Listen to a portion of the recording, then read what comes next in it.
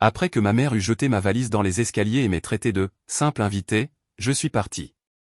Mais lorsque leur électricité a été coupée, ma réponse les a laissés sans voix. Je m'appelle Jake, j'ai 26 ans, et jusqu'à il y a quelques mois, je vivais chez mes parents. Non pas par choix, mais parce que j'essayais de les aider. Mon père avait été licencié l'année précédente, et les heures de travail de ma mère avaient été réduites, alors j'ai emménagé chez eux pour contribuer financièrement. Je payais l'électricité, Internet, et même la plupart des courses. Ce n'était pas glamour, mais je pensais que ce serait temporaire. Je travaillais à plein temps comme développeur web et je faisais des freelances à côté, donc je pouvais me le permettre. Ce à quoi je ne m'attendais pas, c'est la vitesse à laquelle je passerais du statut de héros du foyer à celui d'invité indésirable. Au début, tout semblait bien. Ils étaient reconnaissants, ou du moins ils faisaient semblant. Ma mère disait des choses comme « On a de la chance que tu sois là » ou « Tu t'impliques vraiment, Jake ». Mais cela s'est estompé rapidement. Après les premiers mois, le ton a changé. Ils ont commencé à faire des commentaires, de petites piques qui ne semblaient pas grand-chose à l'époque. Mon père disait « Tu es toujours devant cet ordinateur portable, tu n'aides jamais ici, même si je payais la moitié des factures. » Ma mère murmurait « Tu sais que tu vis encore sous notre toit », si je ne répondais pas immédiatement à ses demandes. Pourtant, j'ai minimisé la chose. Le stress affecte les gens, me suis-je dit. Mais les choses ont continué à s'aggraver.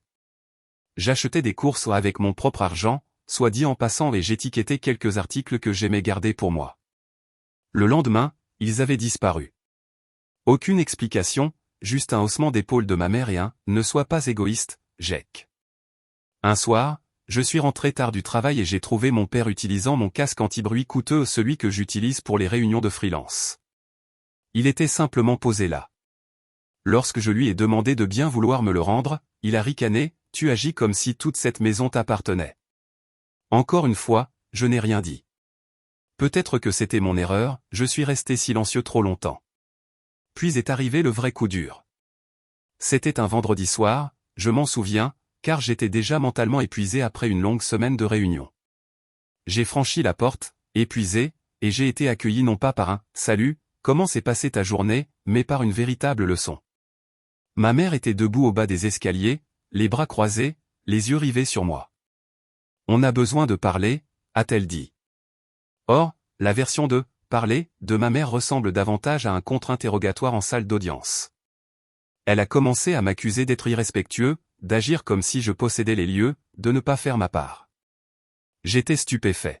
« De quoi parlez-vous » ai-je demandé. « Je paie la moitié des factures, j'achète la nourriture, je ne vous ai même rien demandé. » Et c'est là qu'elle m'a interrompu. « Tu n'es qu'un invité dans cette maison, Jake. Ne fais pas comme si tu appartenais ici. » Ces mots m'ont frappé comme une gifle. Invité ? Après tout ce que j'avais fait ? J'ai ouvert la bouche pour dire quelque chose, n'importe quoi, mais je n'ai même pas eu la chance. Elle a attrapé ma valise dans le placard du couloir, celle que je gardais rangée pour les voyages professionnels, et l'a jetée dans les escaliers. Elle a rebondi sur la dernière marche et a atterri avec un bruit sourd près de mes pieds. « Va rester quelque part où tu es le bienvenu », a-t-elle dit, comme si elle chassait un étranger au lieu de son propre fils. Je l'ai regardée, stupéfait. Mon père se tenait simplement derrière elle, les bras croisés, sans rien dire. Son silence disait tout. Je n'ai pas discuté, je n'ai pas crié. J'ai juste ramassé ma valise, je suis monté à l'étage et j'ai commencé à faire mes bagages. Je n'avais pas grand-chose, juste des vêtements, mon équipement technique, quelques livres, mais c'était surréaliste. J'ai fait mes bagages en silence tandis que mon cœur battait fort dans ma poitrine. Je n'étais pas encore en colère, j'étais juste engourdi. Je n'arrêtais pas de me dire, est-ce que cela s'est vraiment passé ? M'ont-ils vraiment mis dehors comme ça ? Ce soir-là, j'ai discrètement chargé toutes mes affaires dans ma voiture. Je n'ai pas claqué les portes, je n'ai même pas allumé les lumières de l'allée. Je suis juste parti, j'ai conduit jusqu'à un hôtel voisin et j'ai réservé une chambre pour quelques nuits. Je n'avais pas encore de plan, je savais juste que je ne pouvais pas retourner en arrière, pas après ça. Le lendemain matin, la colère a commencé à se faire sentir. J'ai ouvert mon téléphone et j'ai regardé mon application bancaire. Paiements automatiques chaque mois, je payais leur électricité, Internet et la moitié de la facture d'épicerie ou des centaines de dollars partis comme un rouage. Pas de merci, pas de reconnaissance, juste des insultes et une valise dans les escaliers. Alors je les ai suspendus au chacun d'eux. Électricité coupée. Internet annulé. Budget épicerie réaffecté à mon propre réfrigérateur, ou que j'atterrisse ensuite.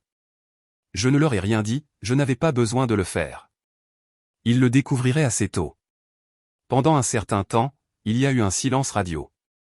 Je suis resté dans cet hôtel pendant une semaine, j'ai trouvé une location à court terme après cela, et j'ai commencé à mettre en place quelque chose de plus permanent. La vie semblait plus légère, plus calme. J'ai manqué la familiarité de la maison, bien sûr, mais pas l'hostilité, pas le sentiment d'être indésirable dans la maison de ma propre famille. Je respirais enfin. Puis, environ 4 semaines plus tard, cela s'est produit. Mon téléphone s'est allumé avec un message de mon père, une seule phrase, l'électricité vient de sauter. Pas de bonjour, pas de comment vas-tu, pas de contexte, juste ça. J'ai regardé le message pendant une minute entière, puis j'ai répondu, j'imagine que l'invité a oublié la facture d'électricité. Et j'ai mis mon téléphone en mode silencieux. Le lendemain matin, j'avais 15 appels manqués aux quelques-uns de mon père, 4 de ma mère, les autres étaient un mélange de ma sœur, de 2 de mes tantes et de quelques parents éloignés dont je n'avais pas eu de nouvelles depuis des mois. Apparemment, la nouvelle de la grande panne d'électricité de nulle part en banlieue s'était répandue dans la famille plus vite que je ne l'aurais cru. Au début, je n'ai même pas vérifié les messages vocaux. Je savais ce qu'ils diraient avant même d'appuyer sur lecture, confusion, blâme, accusation, peut-être quelques lignes culpabilisantes parsemées ici et là. J'avais grandi avec ces tactiques, le chantage émotionnel était pratiquement une deuxième langue dans mon foyer. Mais après tout ce qui s'était passé, j'en avais fini avec la traduction. Finalement, j'en ai écouté un, par simple curiosité. C'était ma mère. Sa voix était aiguë, nerveuse. « Jake, ce n'est pas drôle. Ton père a dû rester dans le noir hier soir, on n'a même pas pu charger nos téléphones. La nourriture du réfrigérateur est en train de pourrir, et ta sœur arrive pour dîner ce soir. On ne va pas te laisser saboter cette famille juste parce que tu te sens dramatique. Rappelle-moi. Sabotage? Dramatique? Je n'étais même pas surpris. C'est ainsi qu'elle voyait les choses, le fait que je m'occupe de ma propre vie était un sabotage parce que cela signifiait que je ne soutenais plus la sienne. Je n'ai pas répondu, je n'avais pas besoin de le faire. Parce que pendant qu'il fondait dans le noir, j'étais assis dans mon nouvel appartement, les pieds sur une petite table basse Ikea, en train de siroter mon café en paix. J'avais enfin signé un bail pour un logement à moi. Rien de luxueux, juste un appartement d'une chambre avec un bon éclairage et un Wi-Fi décent, mais il était à moi. Et pour la première fois depuis ce qui semblait être des années, je ne me sentais pas comme un fardeau. Ce qui est incroyable, c'est qu'ils ne semblaient toujours pas réaliser ce qu'ils avaient fait. Il ne s'agissait pas seulement des services publics, il s'agissait de tout ce qui avait mené à cette nuit-là, le gaslighting, le droit à tout, la façon dont ils transformaient la gentillesse en obligation. Tous ces mois où je les ai aidés, donnés, présentés, réduits à « ne fais pas comme si tu appartenais ici ». Et cela ne s'est pas arrêté à l'électricité. Quelques jours plus tard, mon père m'a envoyé un autre texto, « Papa. Internet est aussi coupé. As-tu oublié de payer à nouveau ?» À nouveau? Il n'y avait pas de à nouveau. Je n'ai jamais manqué un paiement de ma vie. Je me suis toujours assuré qu'ils avaient ce dont ils avaient besoin, à temps, à chaque fois. Et maintenant que je ne le faisais plus, ils agissaient comme si c'était un oubli, comme si j'avais simplement oublié mes devoirs au lieu de choisir de cesser d'être leur fait des services publics non rémunérés. Alors j'ai tapé une réponse, je l'ai supprimée, j'en ai tapé une autre, je l'ai supprimée aussi. Finalement, je me suis arrêté sur « ça doit être difficile. J'espère que vous trouverez une solution. » Je l'ai envoyé et j'ai continué. Quelques heures plus tard, ma sœur m'a appelé. Maintenant, pour le contexte, ma sœur, Lise, a toujours été l'enfant doré. Elle habite à 2 heures de route et nous rend visite peut-être 3 fois par an. Mais lorsqu'elle arrive, c'est avec des cadeaux, de grands câlins et des légendes Instagram comme « rien de tel que le temps en famille ». Puis elle repart dans sa Tesla tandis que je reste à nettoyer après le dîner. Elle n'a pas appelé pour prendre de mes nouvelles au pas de « Salut, Jake, comment vas-tu ?» Elle a directement attaqué. « Qu'est-ce qui se passe ?» a-t-elle lancé. « Pourquoi maman et papa disent-ils que tu as coupé leur électricité et leur Wi-Fi ? Est-ce que tu les punis sérieusement parce que tu as été blessé dans tes sentiments ? Mes sentiments ont été blessés ? J'ai pris une inspiration. Lise, ils ont jeté ma valise dans les escaliers et m'ont dit d'aller là où j'étais le bienvenu, alors je l'ai fait. Il y a eu un silence au bout du fil, puis un ricanement. Tu es tellement dramatique. Le mot de l'heure était là encore. Je n'ai pas discuté, j'ai juste dit, écoute, je ne paie pas pour les gens qui ne me respectent pas. Si cela fait de moi le méchant de leur histoire, tant pis. Elle a raccroché quelques minutes plus tard, toujours furieuse, mais quelque chose dans la façon dont elle a terminé l'appel m'a fait penser qu'elle n'appelait pas seulement pour eux. Peut-être qu'une partie d'elle commençait à se demander comment les choses avaient pu aller si mal. Je m'en fichais, je n'essayais pas de la convaincre. J'en avais fini d'essayer de convaincre qui que ce soit. Quelques jours de plus se sont écoulés. Un autre message vocal de ma mère, celui-ci plus calme, moins en colère. Jake, je ne sais pas ce qui se passe avec toi, mais ce n'est pas toi. On ne quitte pas sa famille comme ça. Tu es meilleur que ça. Celui-là m'a touché. Je ne vais pas mentir, pendant une seconde, j'ai ressenti cette traction, cette vieille culpabilité qui me faisait douter de moi chaque fois que je leur tenais tête. Peut-être que je suis trop dur, peut-être que je devrais juste. Mais ensuite j'ai regardé autour de mon appartement, mon propre espace, pas d'épaules froides, pas de silence ingrat, juste la paix, et je me suis souvenu, ce n'est pas moi qui suis parti, c'est eux. Ils m'ont mis dehors, m'ont traité d'invité, m'ont fait sentir comme un fardeau pour les avoir aidés à survivre. Tout ce que j'ai fait, c'est arrêter de combler le trou qu'ils continuaient à creuser. Ce n'était pas ma responsabilité de rafistoler leur fierté ou de faire pénitence pour être l'enfant qu'ils ne savaient pas apprécier. Ce week-end-là, j'ai finalement bloqué leur numéro non pas par méchanceté, mais par préservation de soi. J'avais besoin d'espace, de temps, de calme. J'ai laissé un mot sur notre ancien chat de groupe familial avant de partir pour de bon, merci pour le rappel. Je préfère être un invité dans ma propre vie qu'un prisonnier dans la vôtre. Et avec ça, je me suis déconnecté. Mais ce n'était pas la fin, car juste au moment où je pensais que le drame avait finalement cessé, quelque chose s'est passé qui a fait exploser tout à nouveau.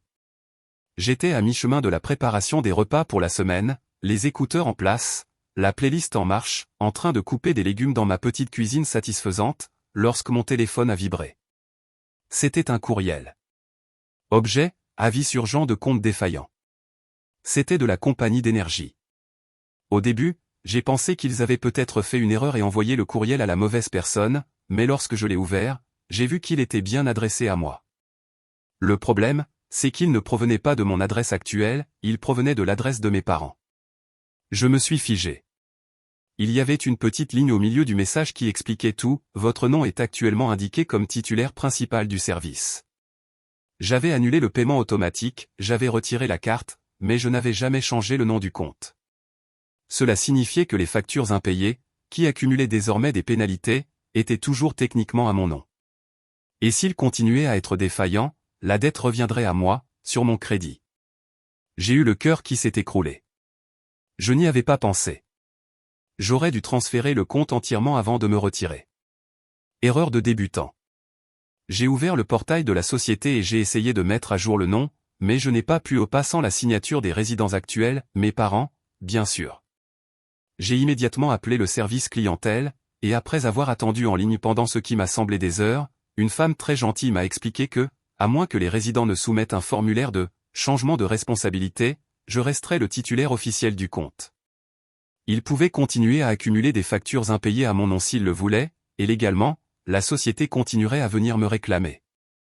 Donc, laissez-moi comprendre, ai-je dit, en faisant les 100 pas dans mon salon. Ils y vivent, ils utilisent l'électricité, et je paie les conséquences. Je suis vraiment désolé, monsieur, a-t-elle dit, et elle avait l'air sincèrement sympathique. Cela arrive plus souvent qu'on ne le pense. J'ai raccroché, le cœur battant. Je n'étais pas encore en colère, j'étais stupéfait. J'étais parti, j'étais resté silencieux, mais maintenant il me ramenait grâce à la seule chose que j'avais oublié de brûler, la paperasse. Alors j'ai fait ce que j'aurais dû faire il y a des semaines, je suis retourné non pas pour me réconcilier, ni pour expliquer, mais pour m'occuper des affaires. C'était étrange d'être de retour dans ce quartier. Je n'y étais pas retourné depuis le soir où ils avaient jeté ma valise dans les escaliers. Mes paumes étaient moites lorsque je suis entré dans l'allée. La maison avait le même aspect, la lumière du porche était allumée, même en plein jour, une habitude que mon père avait toujours détestée, ironiquement, car cela augmente la facture. Je me suis approché de la porte et j'ai frappé. Rien. J'ai frappé à nouveau, cette fois plus fort. Enfin, j'ai entendu des pas. La porte s'est ouverte, et là se tenait ma mère, les bras croisés, les yeux rivés sur moi, comme si elle attendait quelqu'un qu'elle n'aimait pas. « Que veux-tu » a-t-elle demandé sèchement. J'ai levé le formulaire de la compagnie de service public. Vous devez signer ceci. Vous utilisez l'électricité, vous vivez ici, vous assumez la responsabilité. Elle a jeté un coup d'œil sur le papier comme s'il était offensant. Je ne signerai rien tant que tu n'auras pas expliqué pourquoi tu agis comme ça. C'était ça. C'est à ce moment-là que la frustration a débordé. Tout le ressentiment silencieux, la culpabilisation, le droit à tout cela s'est précipité dans ma poitrine et est sorti avant que je puisse m'arrêter. Pourquoi j'agis comme ça? Vous m'avez dit que je n'étais qu'un invité. Vous m'avez mis dehors comme si j'étais un clochard, et maintenant vous voulez que j'assume la responsabilité de la facture d'électricité que vous ne payez pas. Elle a eu l'air surprise, mais s'est rapidement remise. Ne déforme pas les choses. On ne t'a jamais dit de partir, tu as choisi de partir, et maintenant tu essaies de nous punir en nous coupant et en nous faisant passer pour des mauvais payeurs auprès de la famille. Non, ai-je dit, la voix ferme. Vous m'avez dit de partir. Vous avez dit, va rester quelque part où tu es le bienvenu, alors je l'ai fait. Et maintenant je vous dis d'assumer vos responsabilités. Ce n'est pas de la vengeance, ce sont les conséquences. Je lui ai tendu le formulaire à nouveau. Elle ne l'a pas pris. Derrière elle, j'ai vu mon père apparaître dans le couloir, les bras croisés, en train de regarder, bien sûr. Jake, a-t-il dit, tu réagis de manière excessive.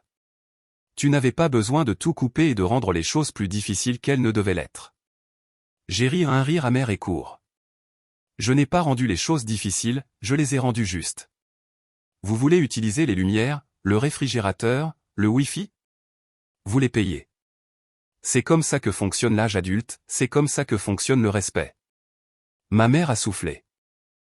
Il ne s'agit pas seulement des factures, tu brises cette famille. Signez-le, ai-je dit, en reculant. Vous l'avez brisé le soir où vous m'avez fait sentir que je n'étais rien de plus qu'un locataire dans ma propre maison. J'ai posé le formulaire sur le pas de la porte et je me suis retourné pour partir. Signez-le ou non, mais si vous ne le faites pas, les prochains frais de retard seront à votre charge, pas à la mienne. En partant, je pouvais l'entendre appeler mon nom, mais je ne me suis pas arrêté, je ne me suis pas retourné. Je suis monté dans ma voiture et je suis parti, le cœur battant mais me sentant plus léger à chaque kilomètre. Et pendant un certain temps, je ne savais pas ce qu'ils allaient décider, jusqu'à ce qu'une semaine plus tard, je reçoive un courriel de la compagnie de service public, responsabilité du compte transféré. Aucun message de mes parents, aucune excuse, aucune reconnaissance, juste le silence. Mais alors, le silence était tout ce que j'avais toujours voulu ou du moins, c'était le cas jusqu'à la prochaine réunion de famille, où tout ce dont j'avais échappé est revenu en trombe, et j'ai découvert qu'ils avaient une nouvelle cible. Et cette fois-ci, je n'allais pas rester silencieux. La prochaine réunion de famille était un brunch de Pâques. Normalement, je l'aurais évité ou en fait, j'avais l'intention de l'éviter mais ma cousine, Sarah, m'a envoyé un message inopiné la veille. « Salut » a-t-elle écrit, « tu viens demain ? Tu devrais. Il y a quelque chose de bizarre. » J'ai regardé son message pendant un moment avant de répondre. Bizarre comme quoi? Sarah a envoyé un texto, ta mère a dit des choses à ton sujet, mais aussi à propos de Zoé. Zoé, ma jeune cousine. Elle n'avait que 19 ans, terminait sa première année d'université, et était probablement l'une des rares personnes de notre famille élargie qui ne m'avait jamais traité comme un distributeur de billets ambulants. Gentille enfant, silencieuse, elle a toujours aidé à nettoyer après les dîners quand personne d'autre ne le faisait. J'ai répondu, quel genre de choses? Sarah a envoyé un texto, elle essaie de faire porter le poids des factures impayées sur elle. Elle dit que Zoé leur a emprunté de l'argent et ne l'a jamais remboursé, qu'elle a été un fardeau financier ces derniers temps. Jean, quoi?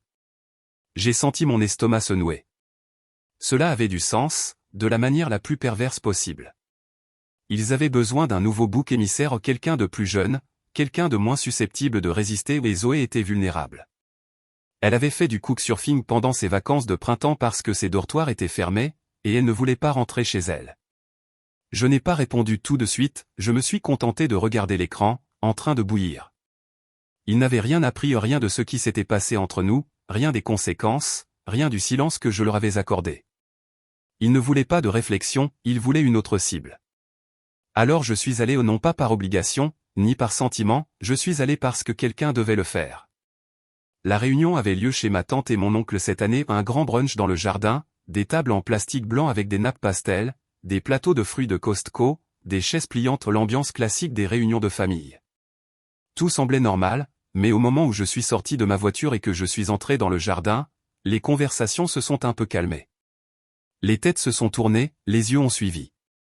Et la voilà, ma mère, chemisier parfaitement repassé, les mains pleines d'un plateau de mimosa, souriant comme si rien ne s'était jamais passé entre nous, comme si je n'avais pas déménagé, comme si elle ne m'avait pas dit que je n'appartenais pas ici. Elle ne m'a pas salué, elle n'a même pas hoché la tête. Elle s'est contentée de continuer à déposer de la nourriture comme si je n'étais pas là. Mais je n'étais pas là pour elle.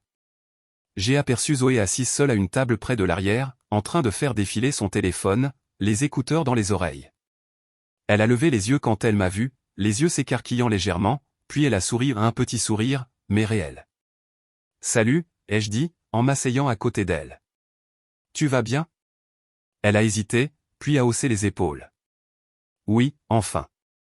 Je me tiens juste à l'écart. Ta mère a été un peu bizarre. » Je me suis penché.